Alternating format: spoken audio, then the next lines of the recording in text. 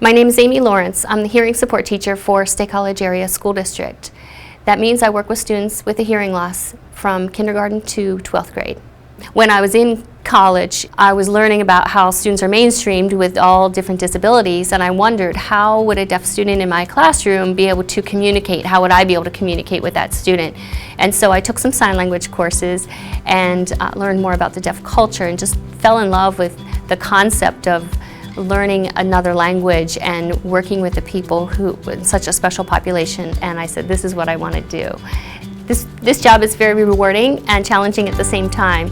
I move very quickly between buildings to see as many students as I can in a day, but what makes it challenging also makes it rewarding, getting the chance to work one-on-one with students and meeting them where they are and helping them move from a place of unsure, insecure about themselves with a hearing loss to embracing that hearing loss as part of who they are and helping them develop the compensating strategies that they need to function in the general education classroom.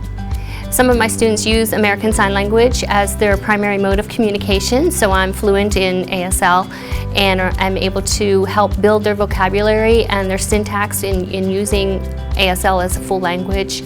Other students use it as a communication tool, so their speech might not be clear enough to be understood auditorily, so they use signs to help facilitate their communication in that way. So with my beginning language learners, I'm teaching sign language as their primary language.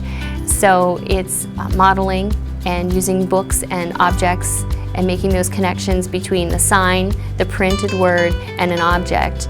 I think the work that I'm able to do with students and their families and the teachers that they work with is important because no one understands what the impact of hearing loss can have on the educational placement as well as I do.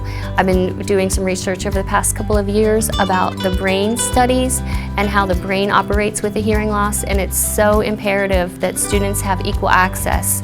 And what we're finding is our students often are behind their peers because of the ability to be able to hear and have their brain kind of keep up with all the auditory input. It's really rewarding to see my students graduate and move on to a job or further education, and knowing that they've got all the tools they need to empower themselves to succeed. Having all the self-advocacy, knowing their rights as a person with a disability, and them reaching back after years and letting me know that they've turned out to be successful young people is really rewarding to me.